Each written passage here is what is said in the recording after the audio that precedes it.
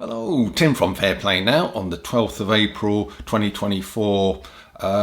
Just before I start, I'm going to give a shout out to a really interesting and exciting event which you can go along to if you're anywhere around the Wiltshire area this weekend or can get there. So do stay tuned to the end if you're interested in an event that's going to be attended by the likes of Sandy Adams, Ivor Cummins, Richard Vobes and many more. More on that in a minute, but what I thought I would do is just make a comment. I've been a bit slow on the uptake with this one. Chances are, certainly if you're in the UK, you've probably already heard of this bloke and what he's all about. He's been kind of all over the freedom movement, the UK freedom movement, for about 2 weeks now, I'd say. And it is, of course, Gary Walterman. Now, if you don't know who he is, he's an ex-policeman from the UK, and he has been using his police skills of investigation and legal stuff to look into a few things, and he has apparently uncovered a massive fraud to do with Companies House. Now, I don't fully understand it, but the gist of it, I think, is a lot of companies have been wrongly registered, which means they're basically fraudulent and not lawful. And if a company's registered in an unlawful way with Companies House, basically they're not liable for anything. So they can go out there and they can sort of introduce dodgy and dangerous products to the marketplace. They can sort of defraud the public. They can do all sorts of shenanigans, and they're not liable, apparently. All they've got to do is just change their name to another sort of fraudulent name, and they're all scot-free. So it's a huge fraud, and this Gary Walterman has uncovered it. Now, one of the reasons I haven't kind of said too much on this yet is because a lot of the interviews he's had have been relatively short, but Chris Thrall has done a good in-depth interview with him, just over an hour long, so Gary has got plenty of time to explain what he's all about and what he's found in good detail.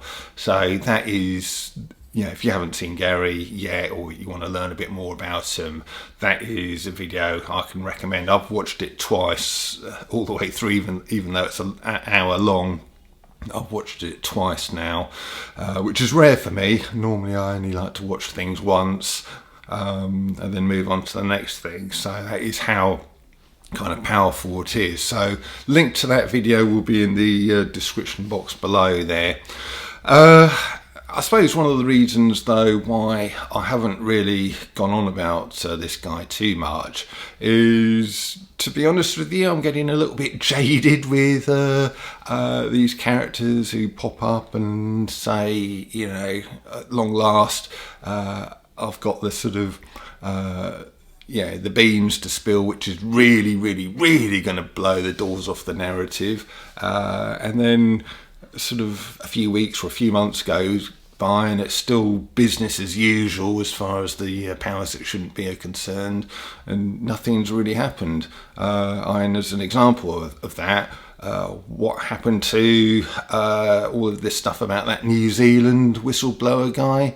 That was supposed to blow a massive sort of hole in the side of the sort of narrative ship, wasn't it, and sink the thing. But here we are, 3 or 4 months down the line now from that, and still nothing really.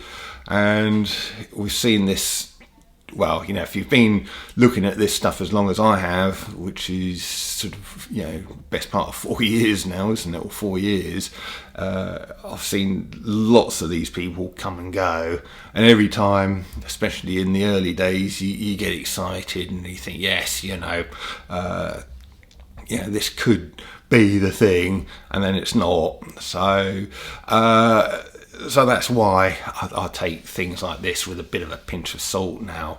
But Gary does make quite a compelling case. I suppose the difference with him is that he's an ex-police officer. He has got hard evidence, and a lot of these other people just haven't really got the proper evidence, but he's got he's made a record of all the fraud that's been going on, and taken screenshots and got the documentary evidence. So he's got a massive pile of compelling evidence, and according to him at least, politicians and other people to deal with the powers that shouldn't be are running scared. There's already been several resignations, I believe, and this could be the torpedo that actually does hit that kind of central ammunition magazine in the middle of the ship and blows the whole thing out of the water, whereas all of these other torpedoes have just hit peripheral areas. It hasn't done a lot of damage, to use that kind of metaphor. Who knows? I suppose time will tell. But anyway, he's an interesting character. Gary Walterman is. He's very, very articulate, very, very knowledgeable, and he's quite an entertaining character to listen to. So I'll leave the link to that Chris Thrall, Gary Walterman interview. It was only done a few days ago, about midweek, early to midweek this week. So that'll be in the description box below, like I say. And check them out and tell me what you think. Do you think this Gary guy has got the stuff that is actually going to finally blow the narrative out of the water? Or do you think, it's just going to be another one of those things that comes and goes, and after a few months it will just be, whatever happened to that then? Anyway, tell me what you think in the comment section below. So, let's just go on to this shout out just to finish things off a little bit. So, it's tomorrow. It's called the Tisbury Symposium, which is at Hinton Hall in Tisbury. So you've got to give the organiser a call or a text. Her phone number is 07501 784473. That'll be written along the bottom here, and also it will be in the description box below as well. So if you're interested, do go along. So it's a 2-day event. Obviously you can go both days or just one day as you are able, but tomorrow, Saturday the 13th, everything starts at 11 o'clock, and we've got the likes of first of all, Mark Sharman is going to be there. Mark Sharman and Oracle Films did the Safe and Effective film, where he's got another film called The New World, A Fool's Paradise, which is all about Agenda 2030, and he's just going to be showing a few excerpts from that just to whet your appetite and talk about it. Then we've got a lady called Annie Yeoman, who's going to be talking about water and Celtic salt, the incredible solution for positive health. Then we've got Sook, who is an expert on common law, and he's going to be talking about English sovereignty. He's always a good guy to watch, very entertaining, very articulate, knows a lot about that. Got Gloria Moss, who's an academic, very, very kind of well-established academic, and she'll be talking about the crisis in education. And Sandy Adams rounds out tomorrow, so she is going to be talking about the financialisation of nature and the corporate takeover, winning back control. So she's always very, very entertaining to listen to, as you know. And then Sunday, we got all these speakers are going to be introduced by Richard Vobes, none other, apparently. And we've got Ian Jarvis, the 5G expert. We've got Ivor Cummins, who will be there, and on Sunday as well. He'll be speaking at kind of mid-afternoon, about 2:15 for an hour. So, and then we've got many other people as well who will be speaking on all sorts of things, everything from kind of detoxing and homeopathy. We've got the Gnostics, Ancient Answers to Modern Crises. We've got Mass Surveillance, Friend or Foe. Sort of Global Tyranny, The Search for Sovereignty. And then we've got a guy called Ron Constable, who is going to be talking about the Act of Parliament that changed the course of medical treatment solutions.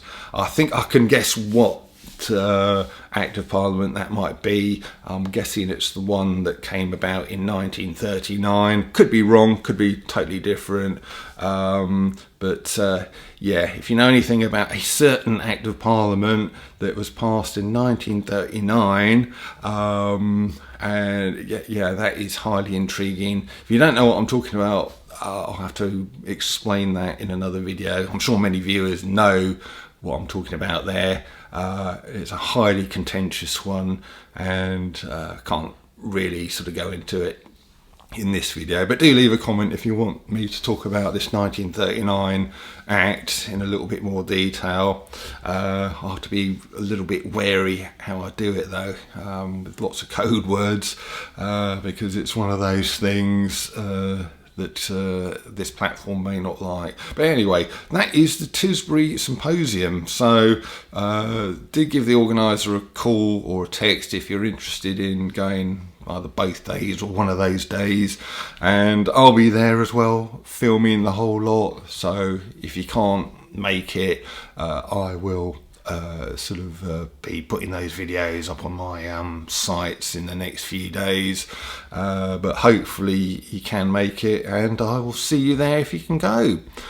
So I'll leave it. There won't be any videos over the weekend, I shouldn't think, unless I can grab a quick interview from one of these people and sort of pop it out online quickly, but in all likelihood I won't be back until Monday. So have a good weekend, and I'll talk soon.